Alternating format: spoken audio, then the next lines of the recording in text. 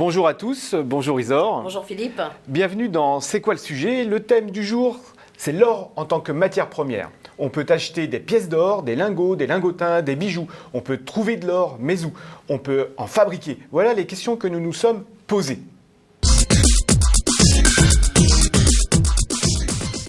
L'or, il y en a partout, mais il existe des endroits où il s'est concentré, ce qui est plutôt étonnant en soi car l'or est peu mobile. Alors on commence à savoir pourquoi une équipe française de scientifiques a montré que l'ion trisulfure arrive à se lier à l'or et par le fait à l'extraire du magma, puis à le transporter en se frayant un chemin dans l'écorce terrestre jusqu'à ce qu'il se refroidisse. Alors les radicaux de soufre se décomposent, mais l'or, lui, reste. Peut-être que cette découverte aidera à trouver de nouveaux filons et à extraire le précieux métal.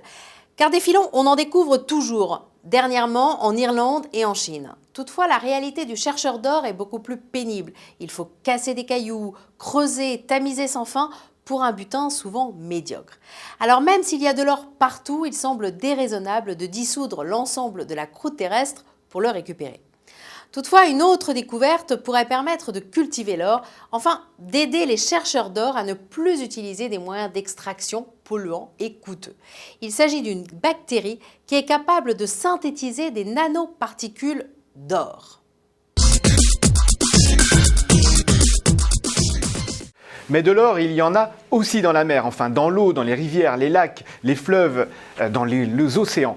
D'accord, il est peu concentré, à peu près 0,05 g par 1000 litres d'eau, ce qui représente quand même 10 000 millions de tonnes.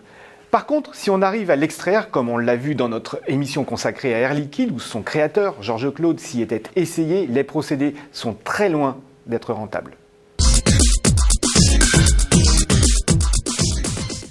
S'il reste et restera difficile de trouver l'or à son état naturel, alors pourquoi ne pas le fabriquer, me direz-vous? Là, vous allez vous dire que l'on n'est pas les premiers à y avoir pensé.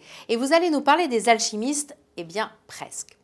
En théorie, c'est possible, on prend du plomb, plus lourd que l'or, on le bombarde dans un accélérateur de particules pour lui arracher ses 3 protons et ses 8 neutrons qu'il a en plus de l'or, puisque l'or a 79 protons et 118 neutrons.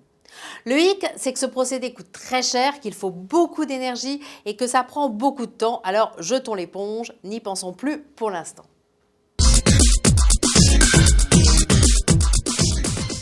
Si jamais on trouvait le moyen de produire de l'or quasiment à volonté, sa valeur chuterait. Donc pas la peine d'insister. Il ne reste alors plus qu'une solution. Eh bien la voilà. Pour trouver de l'or, il faut partir à la chasse au trésor. Là, vous ne serez pas seul. Il y a des sociétés qui se sont même spécialisées. Par contre, s'il y a découverte, il y a un broglio juridique, il faut la déclarer, la partager. Mais pour vous faire rêver, il y a à trouver.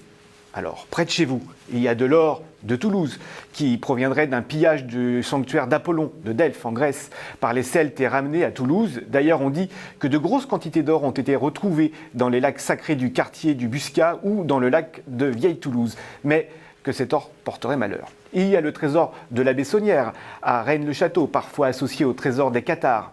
Ailleurs, plus loin que la France, l'or des États confédérés d'Amérique, le trésor de Lima, le trésor de la Noche Triste, c'est-à-dire l'or des Aztèques, le trésor du galion espagnol Flor de la Mar, quelque part dans l'océan Indien, il faut le trouver, certains ont essayé, ils n'ont pas réussi.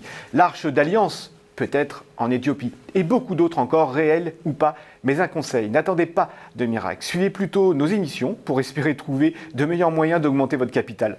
Merci Philippe. Merci Isor. Quant à vous, merci de nous avoir suivis. À très bientôt pour de nouvelles aventures. Et en attendant, n'hésitez pas à réagir sur les réseaux sociaux avec le hashtag CQLS.